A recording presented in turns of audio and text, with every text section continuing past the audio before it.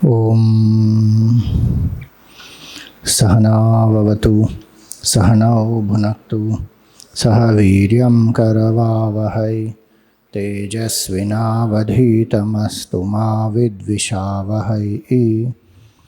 ओम शांति शांति शांतिः।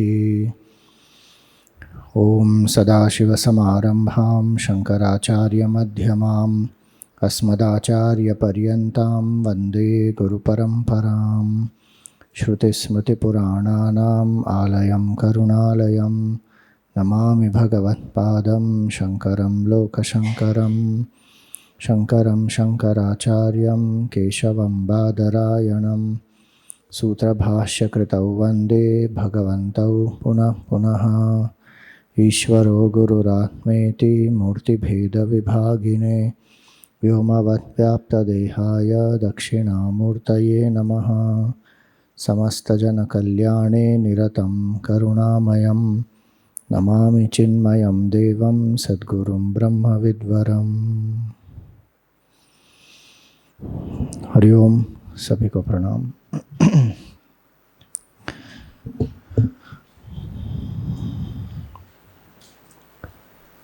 जब कोई वस्तु प्राप्त नहीं होती और उसे हमें प्राप्त करना हो तो क्या चाहिए होता है? ज्ञान और कर्म। किसके लिए? अप्राप्तस्य प्राप्ति के लिए।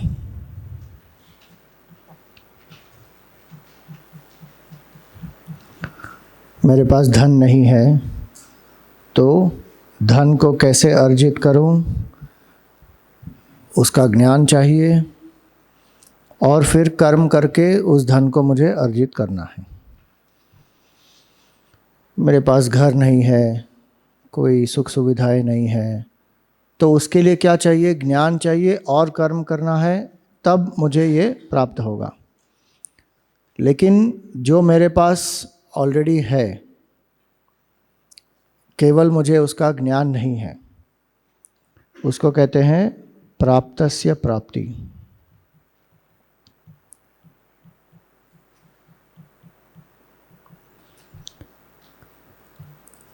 तो उसके लिए फिर क्या करना पड़ेगा? क्या उसमें ज्ञान और कर्म दोनों की आवश्यकता है?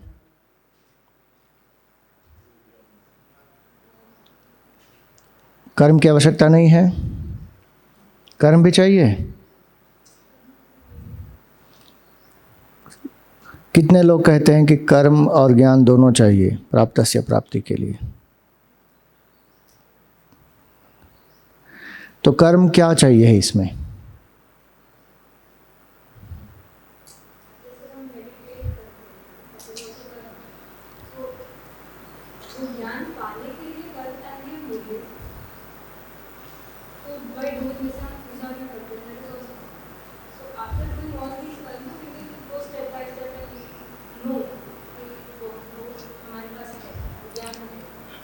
ओके, इन्होंने एक उत्तर दिया कि जो हमको प्राप्त करना है वो ध्यान भी एक कर्म ही है और पूजा भी हम करते हैं, जो भी ऐसे आध्यात्मिक कर्म करते हैं उससे फिर हम प्राप्त कर सकते हैं, ये जान सकते हैं कि ये हमारा स्वरूप है करके, उसके बारे में सोचते हैं। आप दोनों ने भी हाथ उठाए थे, आपको कुछ कहना हो तो आप बताएं। हाँ, आपने और इन्होंने। हाँ,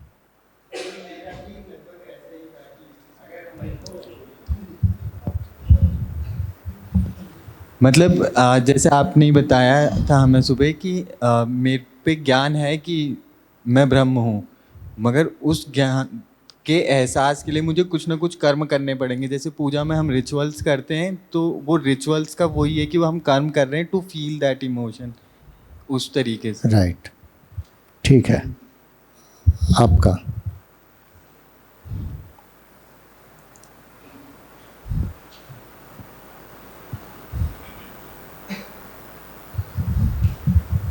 मेरा भी सेम ही था कि ध्यान और मतलब ज्ञान भीतर ही है, लेकिन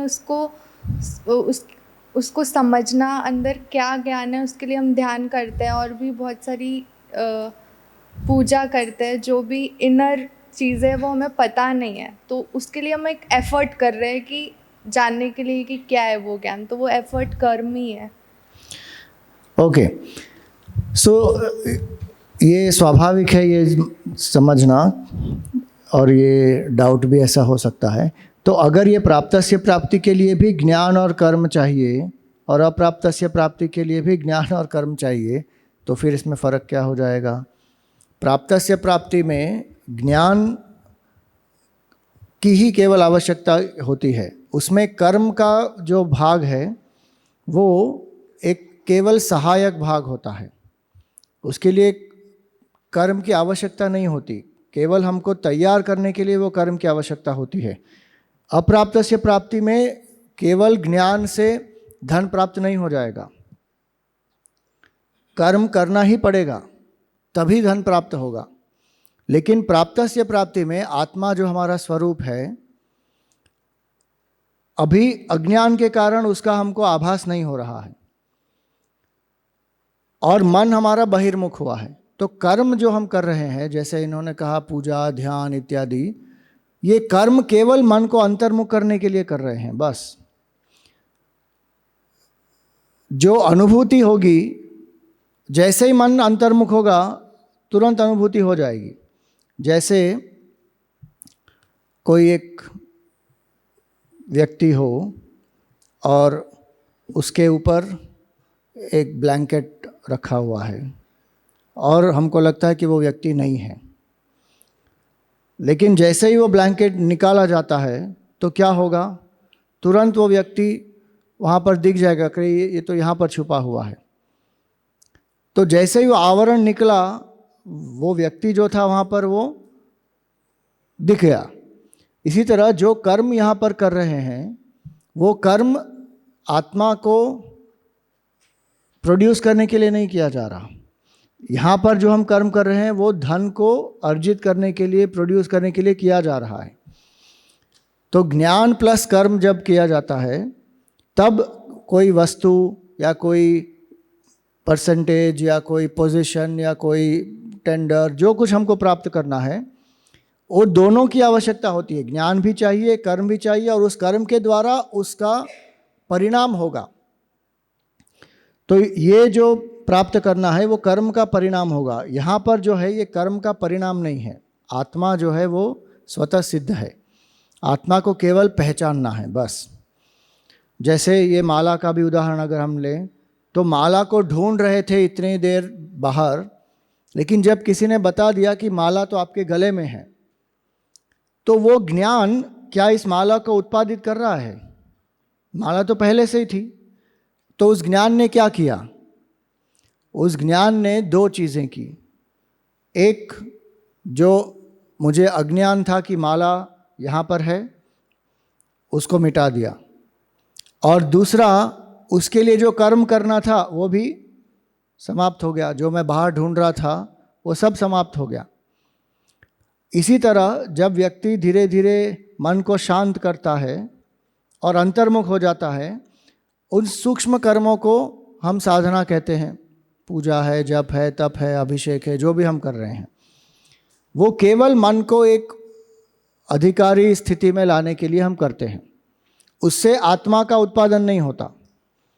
आत्मा तो अभी भी है, केवल अंतर्मुख दृष्टि जैसे प्राप्त हो जाती है। उस मन में जब ज्ञान दिया जाता है, तुरंत वो जान लेगा कि हाँ, ये मेरा स्वरूप है। तो इसलिए ये ज्ञान की बहुत आवश्यकता है और ज्ञान की महिमा है, और इसलिए वेदांत में कहते हैं ज्ञानेन एव तु कैवल्यम। केवल ज्ञान से ही कैवल्य स्थिति या मोक्ष की स्थिति प्राप्त होती है। कितने भी हम कर्म कर लें, वो कर्म हमें केवल चित्त शुद्धि और चित्त एकाग्रता प्रदान कर सकते हैं। कर्म का प्रयोजन ही ये है। विवेक चूड़ामणि में शंकराचार्य जी कहते हैं चित्तस्य शुद्धये कर्म। कर्म का प्रयोजन क्या है? चित्त की शुद्धि प्रदान करना, बस कर्म का उतना ही प्रयोजन है। अध्यात्म क्षेत्र में कर्म का प्रयोजन क्या है? चित्त की शुद्धि, बस।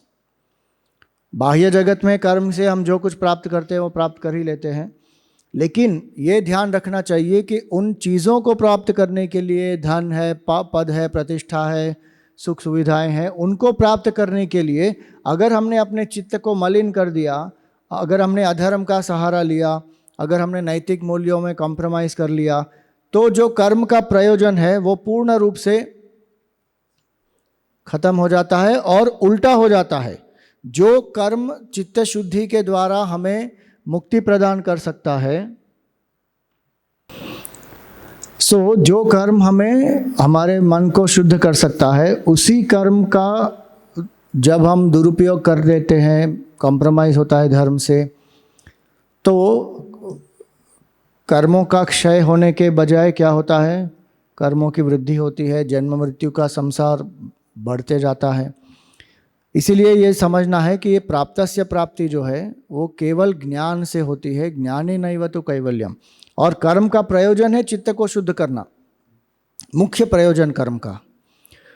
तो चित्त शुद्धि और चित्त एकाग्रता, ये दो चीज़ें बहुत आवश्यक हैं आत्मा को पहचानने के लिए। कर्म का इतना ही प्रयोजन है। कर्म योग से चित्त की शुद्धि होती है, और उपासना जो हम पूजा जप ध्यान इत्यादि जो कह रहे हैं, उससे चित्त की एकाग्रता होती है। और इसलिए ये समझना आवश्यक है कि कर्मों का यही एक रोल है, सहायक रोल है। आत्मा अगर हमारा ही स्वरूप है तो हम पहचान क्यों नहीं पा रहे हैं? तो इसमें दो चीज़ें समझने के लिए हैं। एक है प्रमाता, जब प्रमाण का उपयोग करता है और प्रमेय से संपर्क करता है, तो उसका कारण क्या, उसका परिणाम क्या होगा? प्रमा, ज्ञान। तो जब ज्ञाता एक प्रमाण का उपयोग करके जो ज्ञेय वस्तु है उससे संपर्क करेगा, तब उसका जो परिणाम होगा वो क्या है? ज्ञान उत्पन्न होगा। जैसे आँख से हम रूपों को देख सकते हैं, तो आँख क्या हो गई? आँख क्या हुआ? एक प्रमाण हुआ।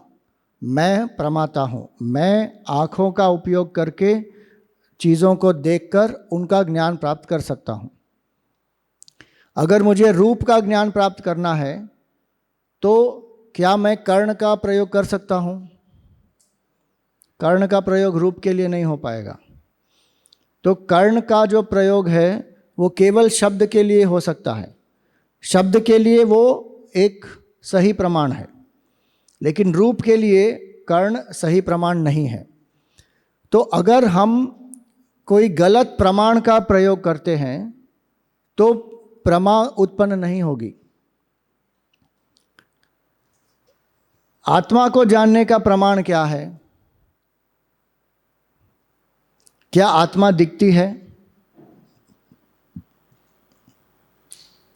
प्रत्यक्ष प्रमाण जैसे कहते हैं, ये किताब दिख रही है, ये माइक दिख रहा है, ये आईपैड दिख रहा है, ये हमको अपने इंद्रियों के द्वारा दिख रहा है, अनुभव हो रहा है, हम माइक से शब्द सुन रहे हैं। तो ये प्रत्यक्ष प्रमाण है जो इंद्रियों के द्वारा गोचर है। इसी तरह आत्मा क्या इंद्रियों के द्वारा गोचर है? क्या आत्मा का अनुमान प्रमाण लगाया जा सकता है? जैसे कहीं पर अगर धुआं हुआ है, हम दूर से देख रहे हैं, तो हम अनुमान क्या लगाते हैं? वहाँ पर आग लगी हुई होगी। लेकिन वो अनुमान जो भी है वो भी किस पर आधारित है? प्रत्यक्ष पर ही आधारित है। आप यहाँ पर बैठे हैं, जब क्लास के अंदर आए तब बाहर जो धरती थी सूखी थी। अब क्लास ख़त्म हुआ, आप बाहर गए और आपने देखा कि धरती पर बहुत सारा पानी है, तो आप क्या अनुमान लगाएंगे? बारिश हुई होगी। तो प्रत्यक्ष के आधार पर ही अनुमान भी लगाया जाता है। अगर प्रत्यक्ष ही प्रमाण सही नहीं है आत्मा के लिए, तो अनुमान प्रमाण भी सही नहीं होगा। तो आत्मा को पहचानने का केवल एक प्रमाण, मुख्य प्रमाण है, और वो है शब्द प्रमाण, जिसको वेद कहते हैं। वेदों के द्वारा आत्मा का ज्ञान प्राप्त होता है।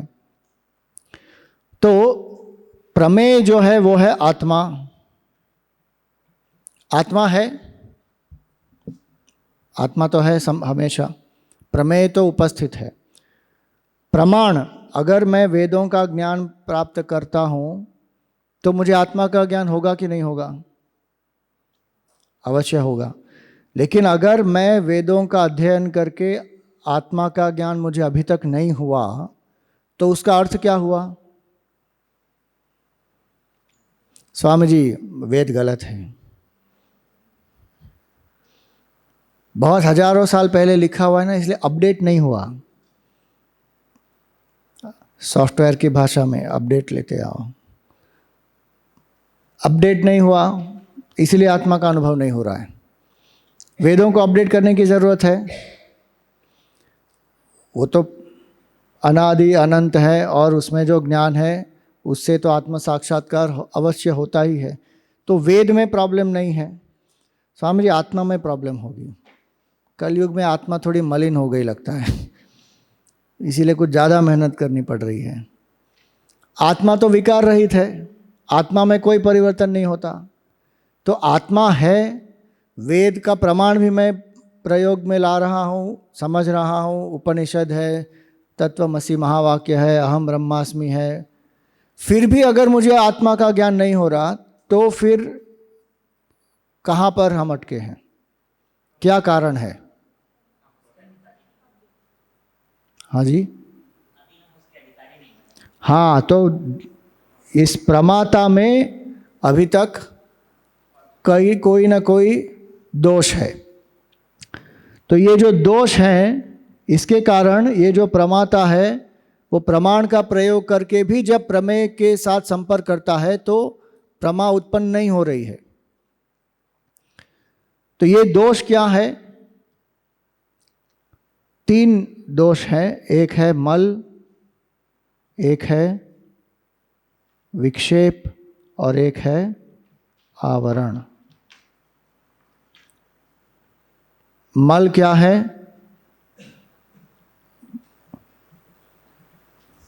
विक्षेप, wandering.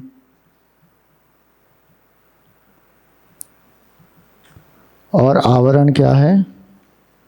Welding of the self. तो ये 3 दोष हैं। मल क्या होते हैं? जो हमारे मन में विकार है ना, 6 विकार, उसको मल कहते हैं। ये 6 विकार कौन से हैं?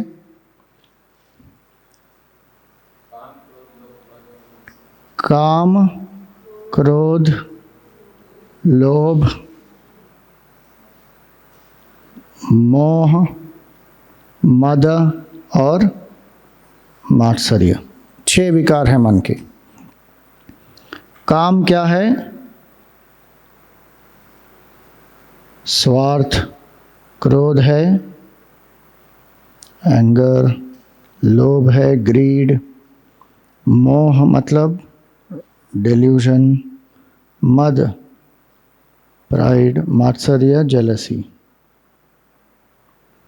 ये 6 विकार हैं मन के, और इनको षड विकार कहते हैं, और या उनको षट रिपु भी कहते हैं। ये मन के दुश्मन हैं,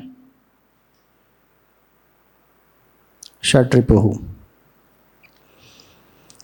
मन में जो शांति का अनुभव होना चाहिए उसके ये रिपु हैं। काम स्वार्थ होता है।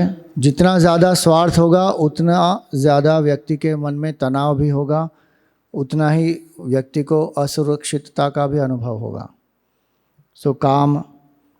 क्रोध क्या है? जब हमारी कोई इच्छा तीव्र होती है और इस इच्छा की पूर्ति नहीं होती, तो हमारे और इच्छा के बीच में जो कुछ आता है उसके प्रति जो भाव होता है उसको कहते हैं क्रोध। गुस्सा आ जाता है एकदम। काम, क्रोध, लोभ, जितना भी हम प्राप्त करें मन में संतोषी नहीं होता, और ज़्यादा और ज़्यादा और ज़्यादा। इसलिए मनुस्मृति में क्या कहा, लोभः पापस्य कारणम। और लोभ के कारण व्यक्ति क्या करता है, पाप करता है। मोह का अर्थ क्या है, जो चीज़ जैसी है वैसा न देखकर उसको विपरीत भाव में देखना। वैचित्य, मोह वैचित्य इसका अर्थ है।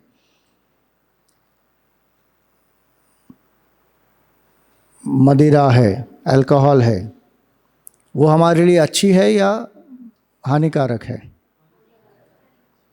लेकिन लोग आके कहते हैं Swami ji 1 peg a day is very good. Control में रहना चाहिए। रेड वाइन हार्ट के लिए बहुत अच्छी है। ये सब मोह है। और आज विडंबना देखो, समत्व का अभ्यास करते हैं लोग। कैसे? सफलता में भी दारू पीते हैं और विफलता में भी दारू पीते हैं।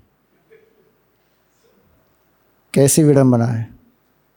सेलिब्रेट करने के लिए भी दारू ही पिएंगे, ब्रेकअप हो गया तो भी दारू ही पिएंगे। और यूएन क्या कहता है, 0% of alcohol is good for the body. 0%, not even 1 glass और 1 शॉट। और क्या दिखाया जाता है, कंपटीशन। एक पियो, ठाप ठाप ठाप ठाप। और यूथ को क्या लगता है, अरे जीवन में एक बार तो ऐसा करना ही चाहिए। मोह। और लोगों को फोमो होता है, अरे यूथ होके नहीं किया तुमने। अरे भारत के युवाओं को ये सोचना चाहिए कि यूथ होकर ध्यान नहीं किया, यूथ होकर समाधि का अभ्यास नहीं हुआ, यूथ होकर आत्मा साक्षात्कार नहीं हुआ, ये फोमो होना चाहिए। टाइम पास चीज़ें उसको समझते, हाँ इतना बड़ा मोह, डेल्यूजन। मद क्या होता है, प्राइड। धन का मद, यौवन का मद, कीर्ति का मद, इंस्टाग्राम में मेरे इतने सारे फॉलोअर्स है उसका मद।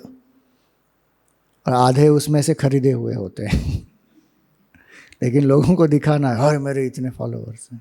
मद, काम, क्रोध, लोभ, मोह, मद। और मात्सर्य, जो मुझे प्राप्त करना है वो किसी और के पास है तो मुझे क्या होता है, मात्सर्य, ईर्ष्या। ये 6 के 6 जो विकार हैं, इन 6 विकारों का एक मूल कारण है। ये एक्चुअली 6 नहीं है, ये एक ही विकार के 6 रूप हैं। और वो एक विकार क्या है, काम। काम की अगर पूर्ति होगी तो क्या उत्पन्न होगा, लोभ होगा, मोह होगा और मद होगा, काम की पूर्ति से। और काम की अगर पूर्ति नहीं हुई तो क्या होगा, क्रोध और मात्सर्य।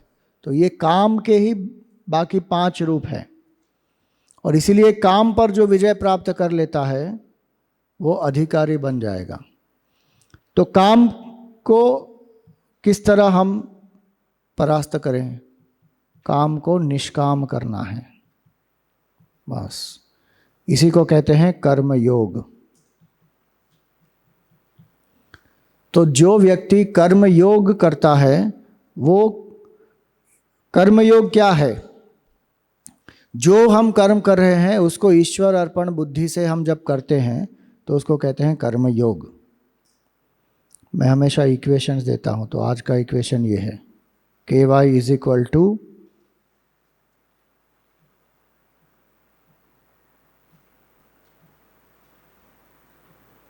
PINB cube.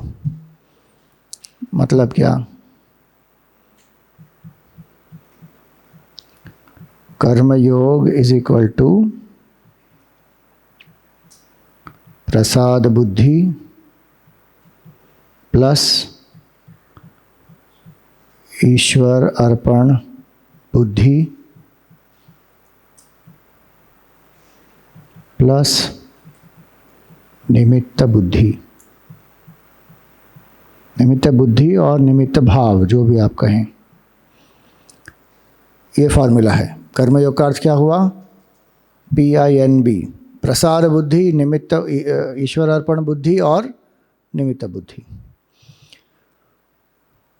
किसी विशेष कर्म को केवल कर्मयोग नहीं कहा जाता। अगर मैंने कहीं जाकर दान कर दिया, किसी को ब्लैंकेट दे दिया, किसी को दवाई दे दी, किसी को खाना दे दिया, किस भाव से मैं कर रहा हूँ ये बहुत आवश्यक है। मैं अगर स्वार्थ भाव से कर रहा हूँ तो फिर ये कर्मयोग नहीं है। अगर मुझे कोई पद प्रतिष्ठा चाहिए, कोई ख्याति चाहिए, कीर्ति चाहिए, लोगों की प्रशंसा चाहिए, तो फिर ये कर्मयोग नहीं होगा। कर्मयोग कब होगा? जब जो कर्म हमें ईश्वर से जोड़ता है, योग का अर्थ है जोड़ना, जो कर्म हमें ईश्वर से जोड़ता है उस कर्म को कर्मयोग कहेंगे। तो अगर मैं स्नान कर रहा हूं इस भाव से कि मेरे अंदर परमात्मा है और ये जो पानी डाल रहा हूं उनका ही अभिषेक हो रहा है, तो ये कर्मयोग हुआ या नहीं हुआ? कर्मयोग हो गया। अगर मैं भोजन कर रहा हूँ इस भाव से कि भगवान ही अन्न के रूप में मेरे सामने हैं और मैं इस अन्न से साधना कर सकूँ, इसीलिए मैं अन्न ग्रहण कर रहा हूँ, तो फिर ये खाने का जो एक कर्म है वो भी क्या बन जाएगा? कर्मयोग। जो मैं अपना कर्तव्य कर रहा हूँ अपने माता पिता के प्रति, अगर मैं ये समझता हूँ कि भगवान ने मुझे यहाँ पर रखा है और जो मैं कर्म कर रहा हूँ वो भगवान को ही समर्पित करके कर रहा हूँ, ताकि उन्होंने मुझे ये कार्य दिया है, मैं अपने माता पिता के प्रति अपना कर्तव्य कर रहा हूँ, तो क्या होगा? कर्मयोग हो जाएगा। जिस कर्म से हम ईश्वर से जुड़ते हैं उसको कर्मयोग कहते हैं। और इसलिए जब कर्म किया जाता है ईश्वर अर्पण बुद्धि से, और जो भी परिणाम आता है उसको प्रसाद बुद्धि से जब हम ग्रहण करते हैं कि जो आया है वो ईश्वर कर्म फलदाता है, ईश्वर को पता है मेरे लिए क्या अच्छा है, मैं उसे स्वीकार करता हूँ। और किस तरह उसके स्वीकृति के बाद मुझे क्या करना चाहिए वो मेरा चॉइस है, वो मेरी स्वतंत्रता है, वो मेरा पुरुषार्थ है। तो प्रसाद बुद्धि से जो आया है उसको स्वीकार करना, और कर्म करते समय ये समझना कि मैं केवल एक निमित्त हूँ, मैं कर्ता नहीं हूँ। कर्ता कौन है? भगवान। ये भाव जो है इसको कहते हैं कर्मयोग। तो कर्म करते करते जब व्यक्ति कर्म योग करना शुरू कर देगा तब क्या होगा? ये मल जो है ना ये धीरे धीरे कम हो जाएंगे। तो मल को कम करना बहुत आवश्यक है। तो पहली साधना है अधिकारी बनने के लिए कि मल को कम किया जाए। क्यों? क्योंकि जो हमारे विचार हैं, आज सुबह हमने देखा था ना QQD। QQD क्या है?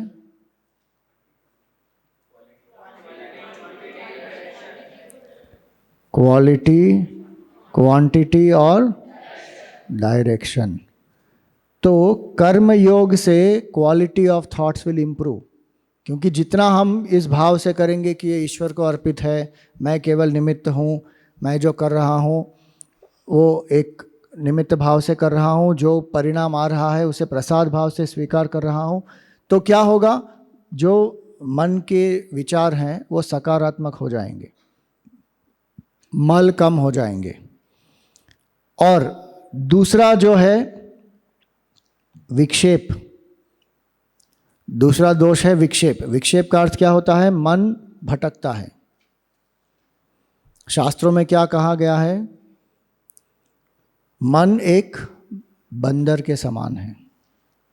और कैसा बंदर है ये मन? ऐसा बंदर जिसको मदिरा पिलाई गई है। बंदर ही चंचल स्वभाव का होता है। उस बंदर को आपने क्या कर दिया? मदिरा पिला दी और उसको बिच्छू ने काट दिया और उस पर एक भूत सवार हो गया।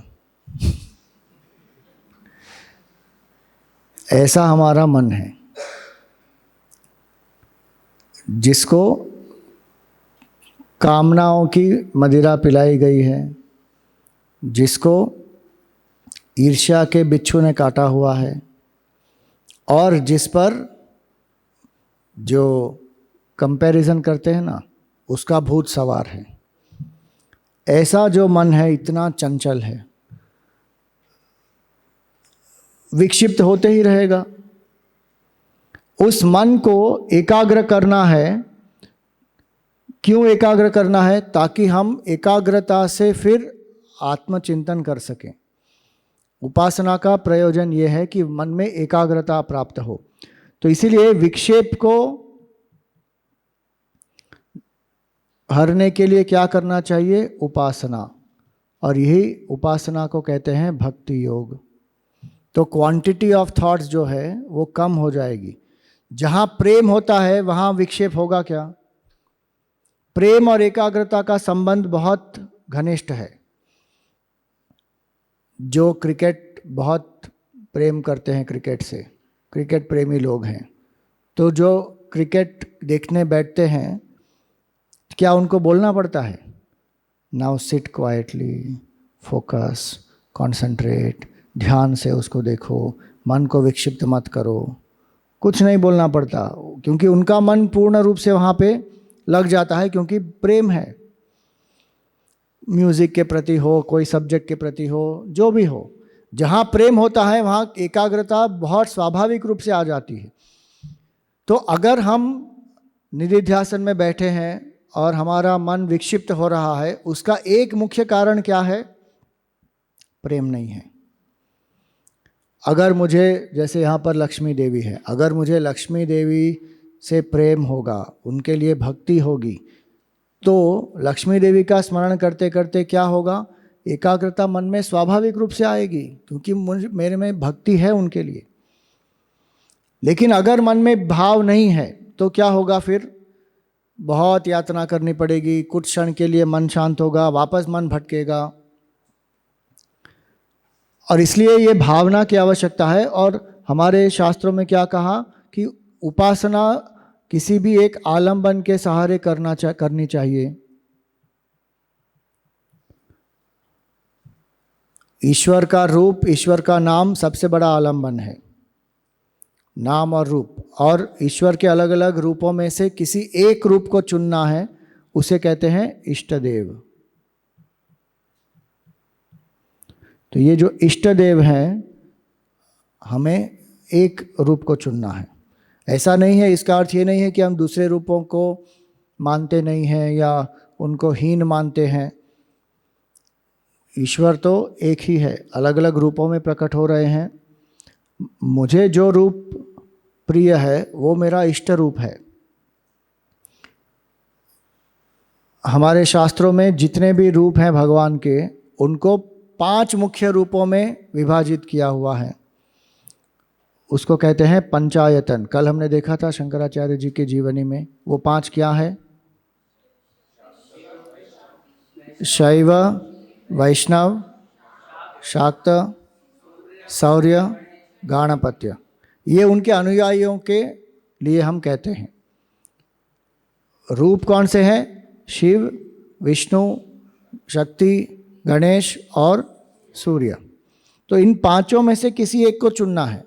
और नित्य उपासना, हर रोज उनकी एक उपासना करनी है। मंत्र जप करो, उन पर ध्यान करो, उनके स्तोत्र का गान करो। एक रूप का, एक रूप में भी एक विशेषता होनी चाहिए, एक विशेष रूप होना चाहिए। जैसे कृष्ण भगवान है, तो कौन से रूप की आप उपासना कर रहे हैं? नहीं, विष्णु भगवान के ही वो अवतार हैं, लेकिन कृष्ण में भी एक बाल कृष्ण है, एक गोपाल कृष्ण है, एक राधा कृष्ण है, एक गीता आचार्य कृष्ण है। अलग अलग रूप है ना भगवान के, तो उसमें भी एक रूप का चयन करना चाहिए। ऐसा नहीं कि आज मैं राधा कृष्ण पर कर रहा हूँ, कल मैं बाल कृष्ण पर करूँगा, परसों मैं गीता कृष्ण पर करूँगा। तो उपासना का सिद्धांत क्या है कि मन को एकाग्र करना है। इसीलिए मंत्र का भी जब हम करते हैं तो एक ही मंत्र का करना है। नित्य साधना में एक गायत्री मंत्र और एक इष्ट मंत्र, और उस इष्ट मंत्र, इन दोनों में भी इष्ट मंत्र की संख्या ज़्यादा हो, गायत्री मंत्र की कम हो। अगर इष्ट मंत्र चुना नहीं है अभी तक, तो फिर गायत्री सबसे ज़्यादा करनी चाहिए। 2 मंत्र से ज़्यादा नहीं करने चाहिए। कोई विशेष अवसर है, किसी के लिए आप कर रहे हैं, किसी के स्वास्थ्य के लिए आप मृत्युंजय जप कर रहे हैं, तो वो दूसरी बात है। लेकिन नित्य साधना में कितने मंत्र होने चाहिए? मैक्सिमम 2। नहीं तो क्या करेंगे लोग, कितने सारे लोग मैं देखता हूँ वो करते हैं। लक्ष्मी मंत्र करेंगे धन के लिए, मृत्युंजय मंत्र करेंगे स्वास्थ्य के लिए, फिर अपना कोई इष्ट मंत्र करेंगे, फिर कोई कुल देवी का मंत्र करेंगे, फिर गायत्री मंत्र भी करेंगे, फिर बोलेंगे कि नहीं बहुत सारे विघ्न आते हैं जीवन में तो गणपति का मंत्र भी एक कर लो। कितनी मालाएं कर रहे हैं। जो हमको प्राप्त करना है वो भगवान से प्राप्त होता है। धन हो, स्वास्थ्य हो, ऐश्वर्य हो, विघ्नों से निवारण हो, जो कुछ प्राप्त करना है वो कहाँ से प्राप्त होगा? भगवान से प्राप्त होगा। एक मंत्र के साथ आप भगवान से कनेक्ट हो जाएं तो बस जो भी प्राप्त करना है उनकी अनुग्रह से प्राप्त हो जाएगा। तो इसीलिए उपासना का सिद्धांत है कि एक मन में एकाग्रता आनी चाहिए। ये जो दो दोष हैं, मल और विक्षेप, तो कर्मयोग से मल जाएगा और उपासना से विक्षेप से निवृत्ति होगी। आप में से कितने लोग जप करते हैं?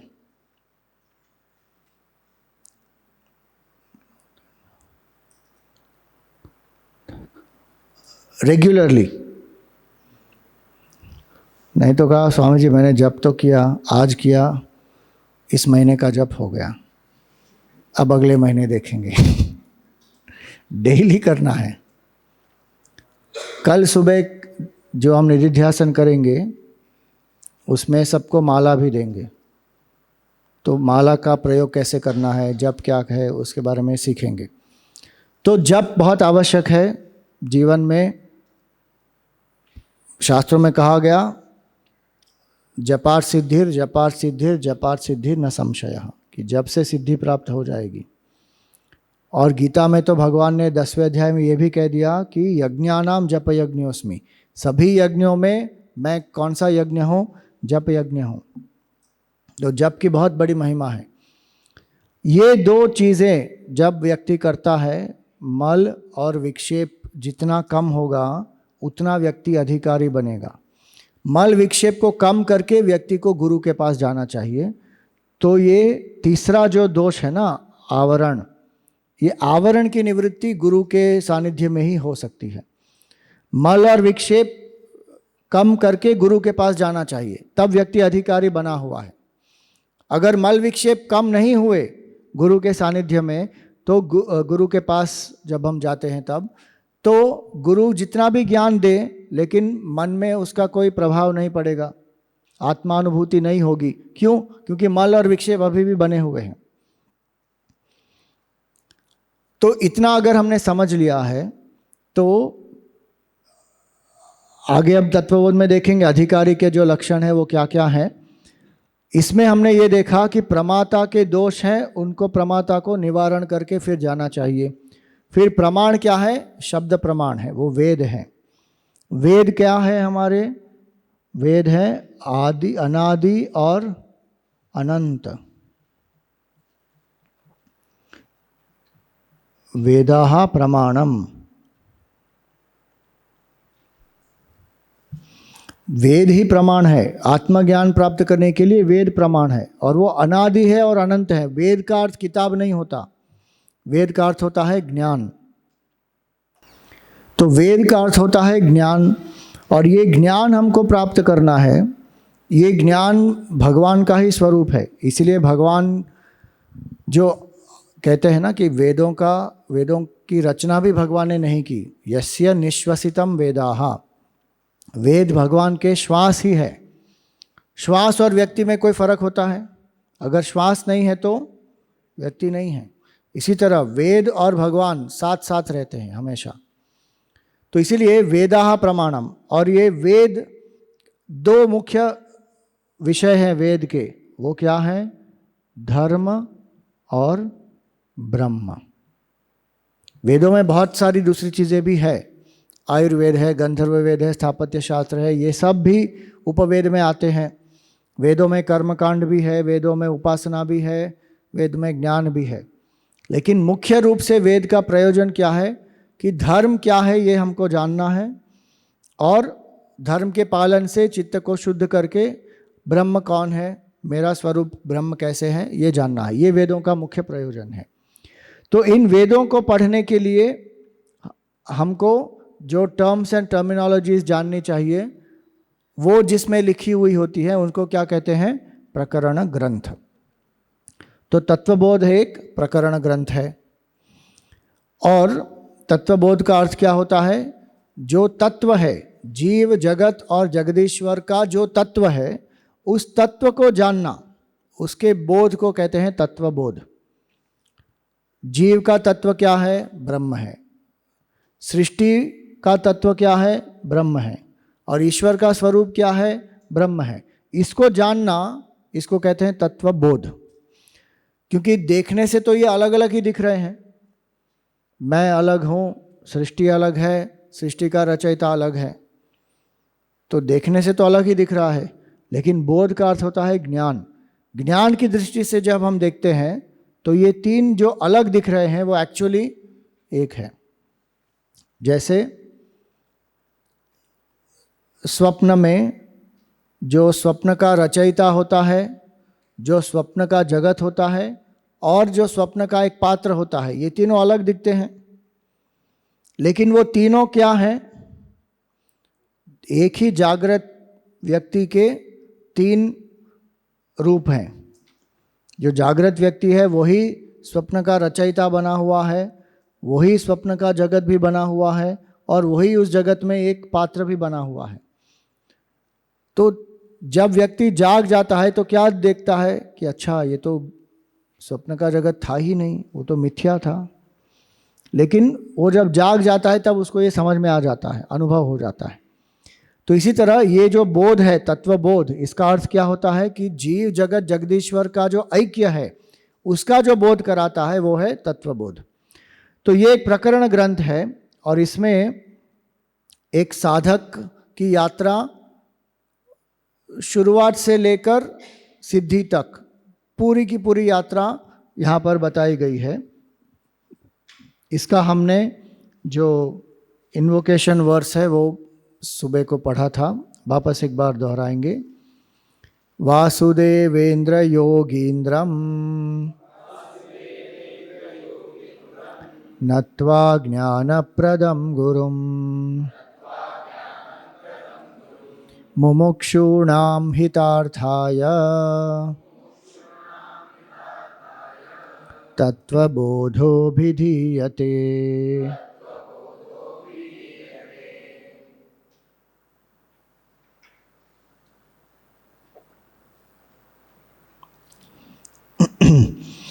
तो कोई भी रचना करने से पहले हमेशा भगवान और गुरु का आवाहन किया जाता है। आवाहन हम क्यों करते हैं भगवान या गुरु का? शंकराचार्य जी इतने महान संत थे स्वयं, उनको भगवान और गुरु के आवाहन की क्या आवश्यकता है? वो स्वयं लिखना शुरू कर सकते हैं। आप कई ऑथर्स को देखते हैं ना, आजकल जो किताबें आती है, क्या उसमें कोई इन्वोकेशन होता है? सीधा अपना टॉपिक शुरू हो जाता है। लेकिन आप देखेंगे तुलसी रामायण में, यहाँ पर उपदेशारमण महर्षि, जितने भी ग्रंथ हैं, सभी ग्रंथों में पहले एक इन्वोकेशन वर्स होगा। तो वो इन्वोकेशन वर्स क्यों होता है? धन्यवाद देने के लिए, कृतज्ञता के लिए, ओके, अपने इष्ट के स्मरण के लिए। लेकिन प्रश्न वही है, इष्ट का स्मरण क्यों करना चाहिए?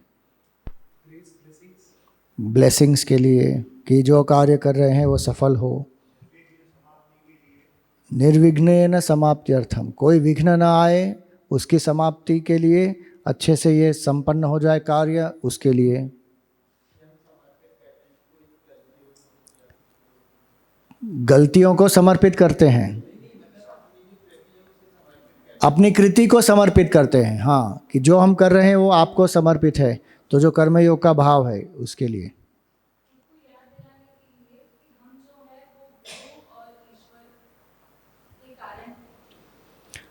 अपने आप को ये स्मरण कराना है कि जो भी हम कर रहे हैं वो गुरु और ईश्वर के अनुग्रह से ही कर रहे हैं।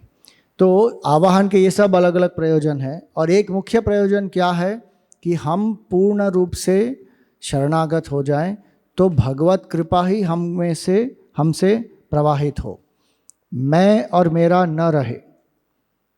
इसको जितना हम समर्पित करेंगे उतना ही उत्कृष्ट ज्ञान कर्म सब प्रकट होगा। आप देखिए कोई म्यूजिशियन जो होता है, सबसे श्रेष्ठ संगीत कब उत्पन्न होता है? जब व्यक्ति अपने आप को पूर्ण रूप से उसमें लीन कर देता है, भूल जाता है, उसके प्रति समर्पित हो जाता है, तो व्यक्ति नहीं रहता वहाँ पर, केवल संगीत वहाँ से प्रकट हो रहा है। और इसलिए आवाहन की बहुत आवश्यकता है। और इसके बाद जब आवाहन करते हैं और ये पूरी कृति समाप्त होती है, तो भाव भी क्या होता है कि ये भगवत कृपा से ही प्रकट हुआ है। नहीं तो भाव क्या होगा? मैंने लिखा, मेरी है, मेरी रचना है। ये भाव ही नहीं है। जो महान रचयिता है, इनमें ये भाव ही नहीं होता कि ये मैंने किया। जैसे ही वो मैं उत्पन्न होता है वैसे सब कुछ खराब हो जाएगा। तो इसलिए यहाँ पर आवाहन किया है उन्होंने। तो उस आवाहन में क्या कर रहे हैं? वासुदेवेंद्र योगींद्रम, वासुदेव का स्मरण कर रहे हैं। वासुदेव कौन है? योगींद्र हैं। तो वासुदेवेंद्र योगींद्रम, इस शब्द से अर्थ क्या बनता है कि कृष्ण भगवान का स्मरण कर रहे हैं। यहाँ पर वासुदेव शब्द का एक अर्थ होता है कृष्ण, और भगवान कृष्ण तो योगेश्वर कृष्ण है ही। गीता के रथ में जो 4 घोड़े हैं, उन 4 घोड़ों का प्रतीक क्या है? कर्मयोग, भक्ति योग, राजयोग और ज्ञान योग। और गीता का आखिरी श्लोक है, उसमें क्या कहा गया? यत्र योगेश्वरः कृष्णः यत्र पार्थो धनुर्धरः तत्र श्रीहि विजयो भूतिः ध्रुवा नीतिर्मतिर्मम। जहाँ धनुर्धर पार्थ है और योगेश्वर कृष्ण है, ये 2 जहाँ पर हैं वहाँ पर सफलता अवश्य होगी, समृद्धि, कीर्ति सब अवश्य होगा। तो यहाँ पर पहले शब्द से कृष्ण भगवान का आवाहन है, वासुदेवेंद्र योगींद्रम। कृष्ण भगवान को वासुदेव क्यों कहते हैं? एक तो है वसुदेव के पुत्र हैं वो, और ये बहुत आवश्यक है जानना कि वसुदेव, वासुदेव और वसुधैव, इसमें बहुत फर्क है। बहुत सारे लोग कहते हैं कि भारत ने विश्व को वासुदेव कुटुंबकम का आदर्श सिद्धांत प्रदान किया है। अरे वासुदेव कुटुंब नहीं है वो, वसुधैव कुटुंबकम है। वासुदेव कुटुंब का इतना उच्च आदर्श है, वो दुनिया को किसी ने दिया तो भारत ने दिया। अरे वासुदेव नहीं भैया, वसुदेव, वसुधा मतलब पृथ्वी, वसुधा एव कुटुंबकम का अर्थ क्या हुआ? जो भी हम पृथ्वी पर हैं वो सब एक कुटुंब हैं। तो वसुदेव के पुत्र वासुदेव, ये तो एक अर्थ हुआ। और वासुदेव का दूसरा अर्थ क्या होता है? आत्मा, जो सब में वास करती है। सब में क्या वास कर रहा है? वो परम तत्व, वो है आत्म तत्व, ब्रह्म तत्व। तो वो ब्रह्म ही वासुदेव बने हुए हैं कृष्ण के रूप में जो प्रकट हुए। तो वासुदेवेंद्र योगींद्रम, ऐसे भगवान वासुदेव को जो योगियों में श्रेष्ठ हैं, और जो ज्ञानप्रदम गुरुम, जो ज्ञान प्रदान करते हैं, जो ऐसे गुरु हैं। गीता ध्यान श्लोक में हम क्या कहते हैं? कृष्णम वंदे जगत गुरुम, भगवान कृष्ण जगत के गुरु हैं। तो ऐसे जगत गुरु को, ऐसे भगवान को नमन करते हैं। वासुदेवेंद्र योगींद्रम नत्वा, नत्वा का अर्थ होता है नमन करके। ऐसे भगवान को नमन करके अब मैं क्या कर रहा हूँ? तत्वबोधो भी धीयते, तत्वबोध की व्याख्या करने वाला हूँ, तत्वबोध का वर्णन करने वाला हूँ। किसके लिए? मुमुक्षुणाम हितार्थाय, मुमुक्षुओं के हित के लिए। तो ये मुमुक्षु कौन है? जिसको मोक्ष की इच्छा होती है वो है मुमुक्षु। आगे आएगा उसके बारे में। तो जिसको मोक्ष की इच्छा है उसके लिए तत्वबोध का मैं वर्णन कर रहा हूँ। भगवान वासुदेव जो ज्ञानप्रद गुरु हैं उनको नमन करके, ये इसका सुलभ अर्थ हुआ। अब इसका पहले जो पंक्ति है इसका दूसरा अर्थ ये भी होता है कि शंकराचार्य जी अपने गुरु का भी स्मरण कर रहे हैं। उनके गुरु का नाम क्या था? गोविंद भगवत पाद। तो वासुदेव शब्द से उनके गुरु का भी संकेत होता है, गोविंद भगवत पाद। इसलिए गुरुम शब्द भी है यहाँ पर, वासुदेवेंद्र योगींद्रम गुरुम। और वो गोविंद भगवत पाद भी योगियों में श्रेष्ठ योगी हैं। उनकी उम्र कितनी थी जब उन्होंने शंकराचार्य जी का, 1000 साल। तो योगियों में भी सर्वश्रेष्ठ योगी, ऐसे गुरु को मैं नमन करता हूँ और तत्वबोध की व्याख्या शुरू करता हूँ। अब यही जो श्लोक है इसमें अनुबंध चतुष्टय दिए गए हैं।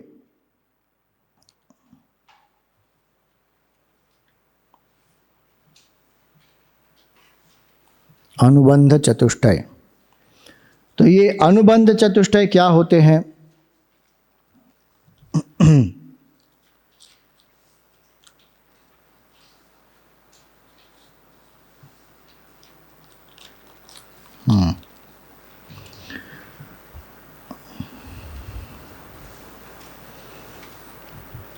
चार चीजें जो हैं अनुबंध चतुष्टय, एक है अधिकारी, दूसरा है विषय,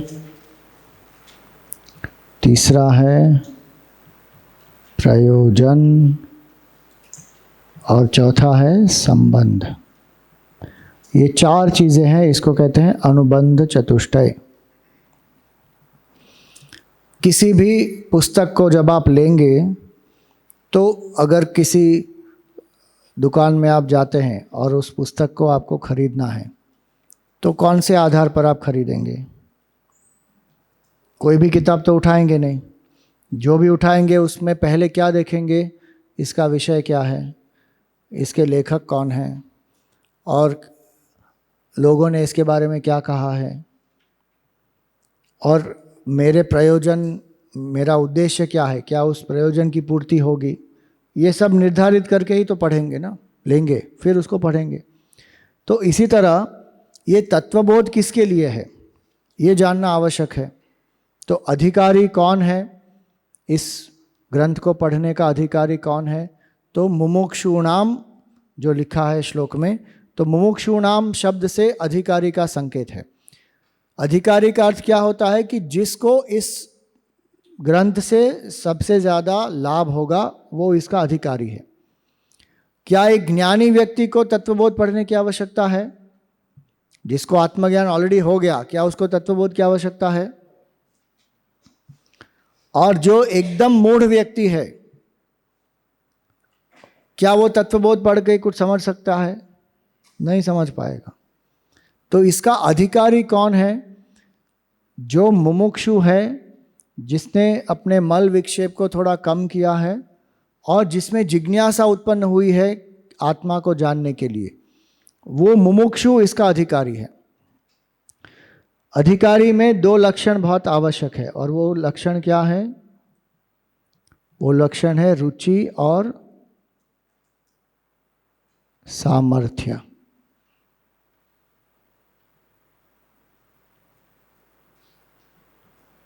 रुचि और सामर्थ्य दोनों होने चाहिए। केवल रुचि है, बहुत रुचि है स्वामी जी, पॉलिटिक्स में मेरी बहुत रुचि है, लेकिन मैं केवल 15 साल का हूँ, तो क्या मैं वोट कर सकता हूँ? नहीं हो सकता। क्यों? क्योंकि रुचि है लेकिन सामर्थ्य नहीं है। 18 साल का जब होऊंगा तभी मैं वोट कर सकता हूँ। रुचि बहुत सारी चीज़ों में हमारी होती है, लेकिन सामर्थ्य होता है क्या? बॉक्सिंग में बहुत रुचि है, लेकिन सामर्थ्य है बॉक्सिंग करने का? नहीं है। और कभी सामर्थ्य होता है लेकिन रुचि नहीं होती। दोनों जब साथ में आते हैं, सामर्थ्य और रुचि, तब व्यक्ति अधिकारी बन जाता है। आत्मज्ञान के लिए रुचि होनी चाहिए, मतलब भावना होनी चाहिए, और उसको समझने के लिए जो अधिकारी के लक्षण है वो सामर्थ्य भी हमको आना चाहिए, मल विक्षेप कम होने चाहिए। जब ये दोनों होंगे तब व्यक्ति अधिकारी बन जाएगा।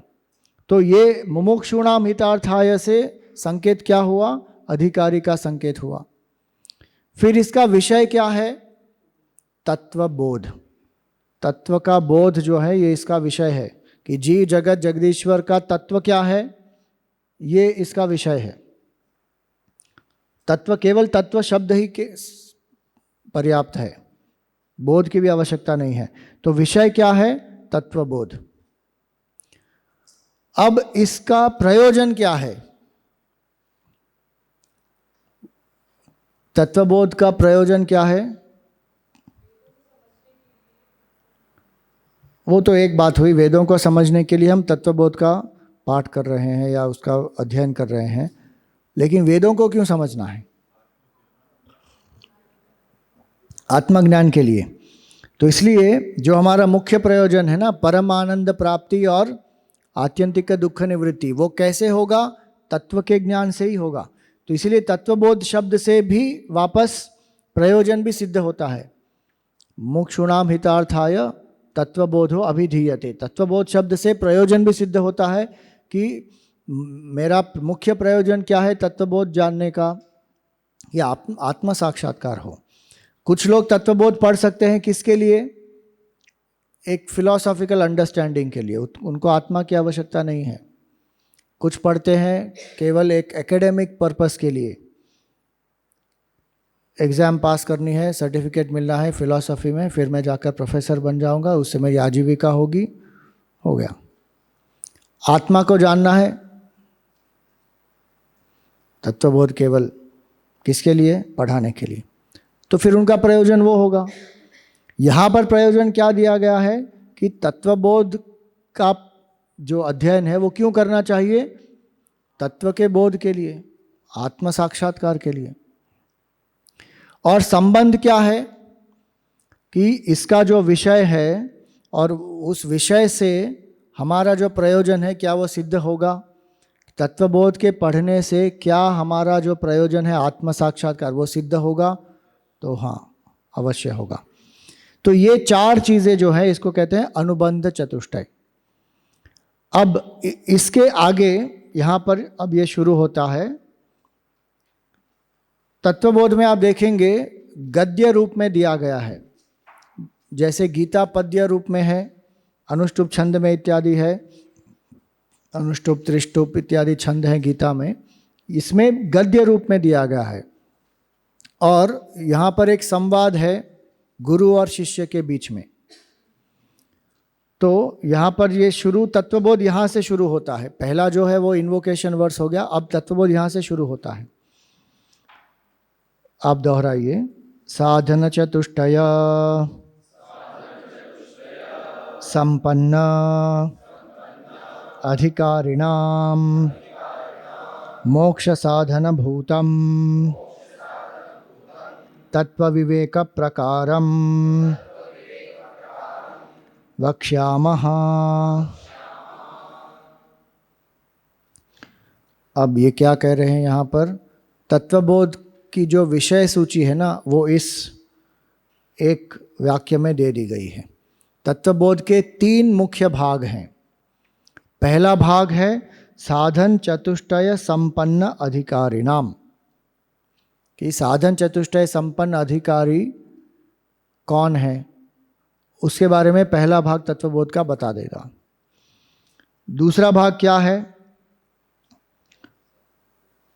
तत्व विवेक प्रकारम, कि तत्व का विवेक क्या है, जो अधिकारी है वो तत्व का विवेक कैसे करेगा, आत्मा क्या है अनात्मा क्या है, उसका विवेक क्या है। तो ये दूसरा भाग हो गया। और मोक्ष साधन भूतम, तीसरा भाग क्या है? मोक्ष क्या है। महावाक्य के द्वारा मोक्ष की प्राप्ति जो होती है तो वो मोक्ष की स्थिति क्या है, वो जीवन मुक्त की स्थिति क्या है। तो ये तीन भाग हो गए। अधिकारी से लेकर जीवन मुक्ति तक जो पूरी यात्रा है वो तत्वबोध में आ जाएगी। और कैसे आ जाएगी? इन तीन भागों में, अधिकारी के लक्षण, फिर तत्व विवेक और फिर मोक्ष की प्राप्ति और मोक्ष की स्थिति क्या है। तो अभी यहाँ पर ही विराम देंगे और फिर कंटिन्यू करेंगे अगले सत्र में। ओम पूर्णमद पूर्णमिदं पूर्णात् पूर्णमुदच्यते पूर्णस्य पूर्णमादाय पूर्णमेवावशिष्यते। ओम शांति शांति शांति। हरि ओम श्री गुरुभ्यो नमः। हरि ओम।